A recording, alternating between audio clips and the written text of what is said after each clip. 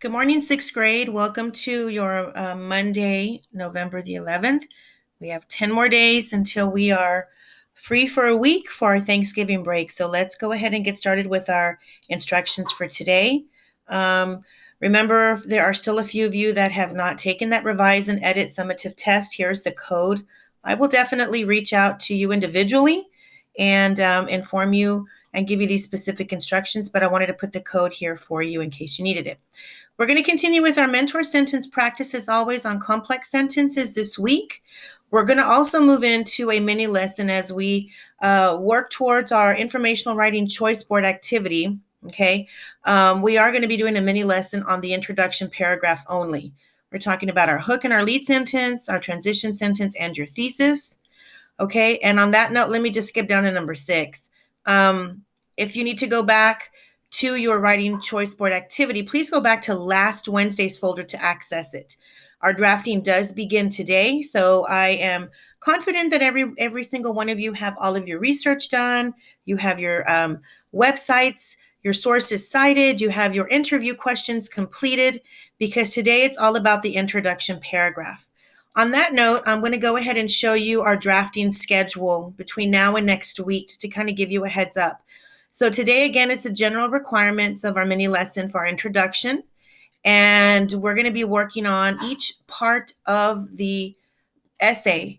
So I don't want you guys to get too far ahead at all, because we're going to be doing this individually or be doing this in chunks. Okay, so please be sure you follow the timeline. Of course, there's nothing wrong with getting things organized and getting things ready, which I hope everybody is still doing. But today we're going to focus on the introduction, okay? And let me go ahead and go into your folder so I can show you everything that we're going to be working on. So I just showed you the timeline. Here is your mini lesson on your introduction to your paragraph. So you do have these slides that talk about your first sentence of your paragraph for your introduction, which is called the hook. You want to grab the reader's attention. So I'm going through the different kinds of leads. Another word for the leads are, of course, your hooks, where you want to definitely grab that reader's attention in your essay. You want to, make sure that your choice of words for your hook, grabs your reader's attention, really leads into your voice of the paper, helps your reader understand, and communicates definitely what your choice has been, what you are definitely writing about. So there are different types of hook sentences that you can utilize, and I go through several of them here. One is an anecdote. So I give you the definition, and you want to make sure that you do read what anecdote is. And then I've also included an example for you. Another one you can use is you can use a question as your hook. Okay, that first sentence of your introduction paragraph, and here's an example. Okay. Another choice you have is you can use a shocking fact or a statistic. So many of you have some really great choices, and maybe this is the one that you'd like to use for your hook sentence. And again, here is an example. A hyperbole, that's an exaggeration to get your point across to your audience. This is always a good way to grab their attention, and here's an example of that. And then, of course, for your setting, maybe if you're doing the interviewing, you can paint a picture, use the setting for your first sentence to get the reader and really start immersing them into where your interview took place. Paint that picture, use that imagery to motivate the reader to want to continue reading your essay. And here is an example. Alliterative phrases. You can see it. You can definitely use alliteration as the hook of an introduction, because the sounds can be poetic. And let me show you an example right here. Timeless, tasteful, tried and true. The traditional school uniform is the foundation of a true learning environment. So maybe you can use one of the alliterative phrases for your hook. A quotation, you can never go wrong with a quote. Just be sure you don't forget those quotation marks. And here's an example. Expert opinion. You can put an expert opinion in here for your hook based on something. If you're baking the cake, for example, a how-to, definitely put that expert opinion, and here is an example of that. Then I go into your transition sentence, which is the second sentence of your introduction paragraph. And then, of course, we hit your thesis, which is the very last sentence of your introduction paragraph. And it's the three topics or three subtopics you're going to be focusing on. Please review slide 23 to look at the example and go back to that to get some ideas. And then here I went ahead and I color-coded each sentence, your hook, your transition sentence, and your thesis to show you what your final product can look like. Okay? All right, moving on real quick, and I'm going to come back into your folder for Monday, November the 9th, and we're going to be talking about your controlling ideas for your paper.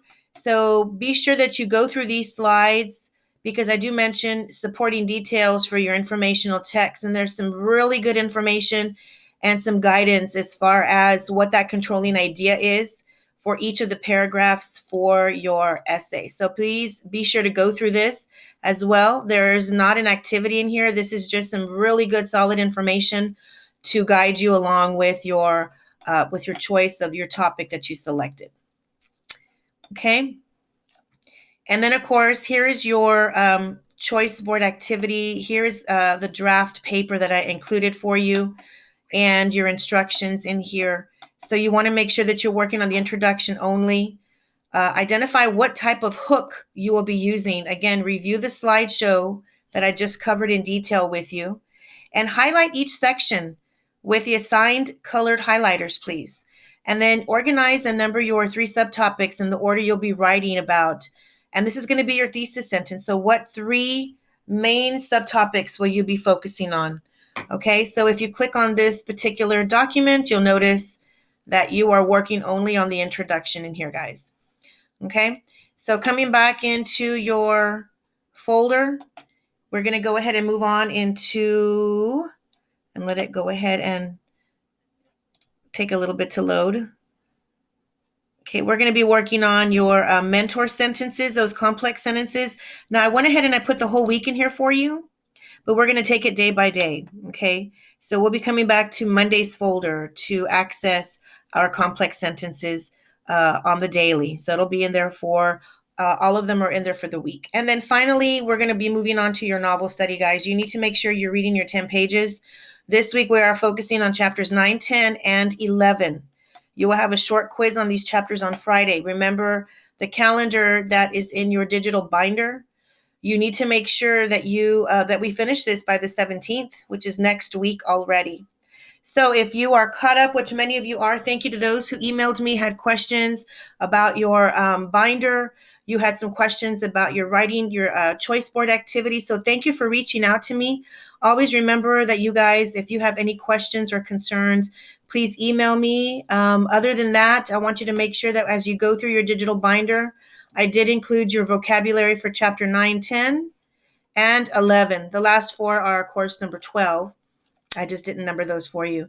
And we're moving into a different activity called Point of View. And I did put the first pages of your comprehension sheets for 9, chapter 10, and chapter 11 in here. And then, of course, as usual, I need you to definitely go ahead and fill out these main events for your chapters, the first, next, and last events that happened in those 3 chapters. And then your setting. That's a really short activity, guys, but that's so important. So be sure you go through these at your pace. Many of you turned this into me way earlier, and that's fine. But guys, if you have any questions, again, I ask that you reach out to me, and I will be talking to you soon. See you later. Bye-bye.